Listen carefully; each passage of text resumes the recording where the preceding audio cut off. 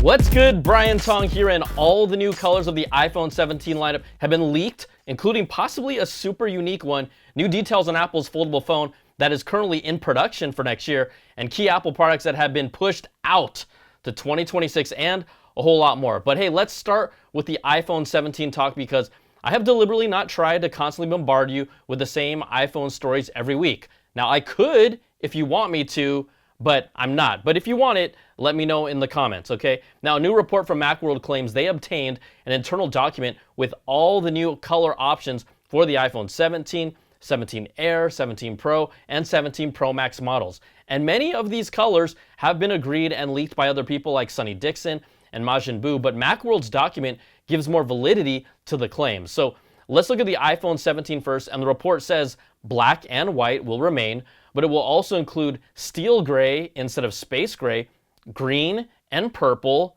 and light blue. So the iPhone 17s, right, the base models, those are typically the most colorful, and I like the green, I like the purple. Now, the most intriguing phone of the lineup, the iPhone 17 Air, is expected to also come in black and white. There will also be a light gold, but a new light blue that will be an even lighter shade of blue on the iPhone 17 Air compared to the iPhone 17. And it's expected to be more similar to the sky blue finish on the current MacBook Air. Now, we know the pros have been desperate for something interesting, and this year we'll still get black and white, you know, Mama Tong's favorite colors. Oh, no black. Okay, no black, guys, that's been clear and established. Okay, white. No white. There will be a gray and a dark blue, which could be similar to the blue titanium finish on the iPhone 15 Pro, and the standout, an all-new orange color will be the highlight for this year's iPhone 17 Pro. These colors are also expected to be the same on the iPhone 17 Pro Max models. 3 separate sources have agreed that this will be the color lineup, and again, nothing is official until it's official, but we have 2 months to go before the next iPhone launch. And that's already crazy to say out loud, because where did the year go? But here's a wild card that could make things interesting. According to leaker Instant Digital, who has been very active on the Chinese blogging site Weibo, he claims that Apple may be preparing a new unique iPhone 17 Pro color that reflects the liquid glass design of iOS 26, and that it would be a special color variant.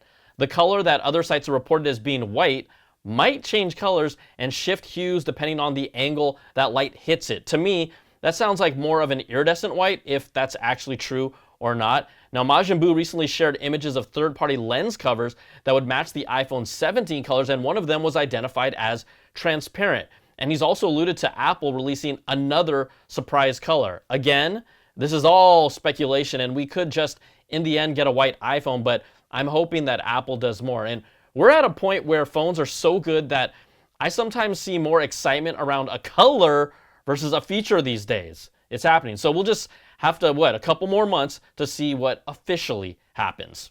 All right, let's talk Apple's foldable phone, and we already know it's currently in production for a release next year. Samsung just announced their Z Fold 7, which will be 4.2 millimeters thick when opened.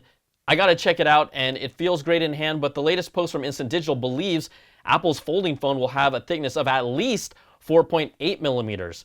Earlier reports said Apple's foldable could be as thin as 4.5 millimeters when unfolded, but this latest report says it will be even thicker. So based on all the reports, Apple will be coming out 7+ years after Samsung first entered the market with a thicker foldable. Whatever version of iOS or iPadOS or FoldOS they put on it, it has to bring something compelling, you would hope, because price point is estimated to also start between $2,000 and $2,500, similar to Samsung's. Now, Samsung deserves all the credit for pushing the innovation and design for this form factor, along with Chinese phone makers like Oppo and Honor. I'm not forgetting them. And in case you didn't know, Samsung Display is the one providing the display for Apple's foldable phone. A new report from analyst Ming-Chi Kuo claims that Apple also won't be alone with its crease-free screen that's been reported and rumored as a distinguishable feature for its foldable. Samsung's next-gen Z Fold 8 is expected to use the same laser-drilled metal display plate as the iPhone from a South Korean company called Fine M Tech. Apple's rumored strict requirement for a crease-free display has raised the level of competition, and it sounds like Samsung will also have its own crease-free foldable display in 2026. So it really could come down to price and ecosystem, at that point. Now, there's plenty for us to find out as this story unfolds. Oh man, I should not have said that. Hey, who writes this stuff? Yeah, me. Now, we've been waiting for the iOS 26 public beta to become available, but we might not have to wait much longer. Bloomberg's Mark Gurman reports that it should be released on or around Wednesday, July 23rd. And that also means the public betas for iPadOS 26, watchOS 26, macOS 26, and more will be available sometime next week as well. Now, you can sign up for the public beta program for free, but I always caution you to not put a beta on your primary device, because if you do, it's at your own risk. That's my PSA. Now, we've already seen how iOS 26's liquid glass doesn't look as liquid anymore, with more of a frosted glass look now, and that could change over time. These are betas, or maybe Apple will offer more options for people who liked its original presentation. We'll see. Okay, let's talk Apple hardware now. And this is more about Apple hardware that we won't be seeing in 2025. And this one is a bummer, because according to Mark Gurman, Apple will not be refreshing any Macs with updated M5 chips this year. And that means a new MacBook Air and MacBook Pro models are now planned for the first half of 2026. Reports at first targeted late 2025, but that has changed, with Apple internally targeting a launch next year. Timing is still fluid, so maybe that changes, but there have also been reports that the next MacBook Pro models were expected to finally bring OLED displays and a new case design. 2026 would also be the 20th anniversary for the MacBook Pro, so that could be pretty special. And if they're potentially waiting to bring that out, or even a bigger change with an M6 chip inside, I don't mind waiting, because I'm still using my MacBook Pro with an M1 Max chip inside, and I don't have the need to make any upgrade anytime soon. Apple Silicon is that freaking good, and I'd make the jump if it really made a significant difference for me, but all of my past real-world benchmark tests have not given me a compelling reason to do that yet. We also have already talked about the rumored entry-level MacBook with an A18 iPhone chip in it for 2026, and there is also recent reports that Apple is developing a new studio display that is also expected to launch in 2026, so I think tying all of those things together just makes sense. Now, this next one is another bummer, because Apple's rumored smart home hub was expected to launch them into this new category of devices.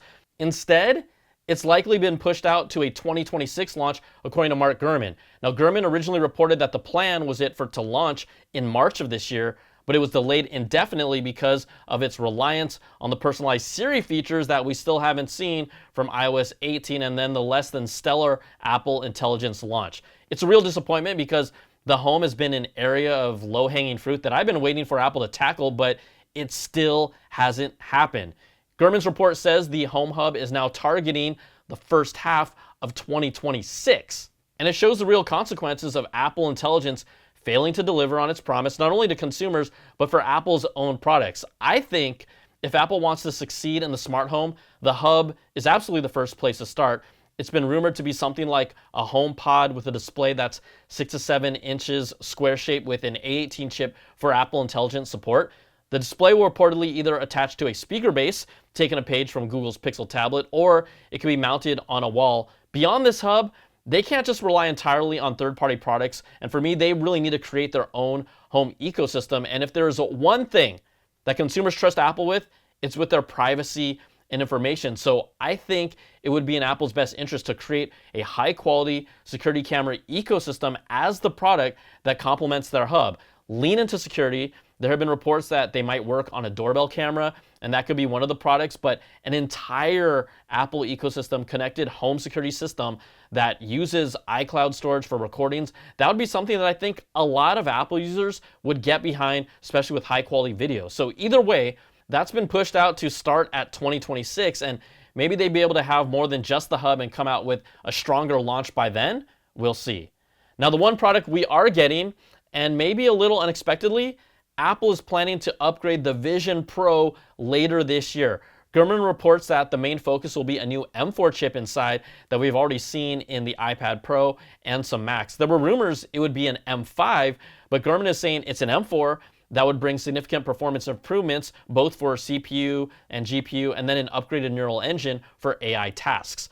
Apple is also expected to have an updated strap that will make the headset more comfortable to wear for longer periods of time.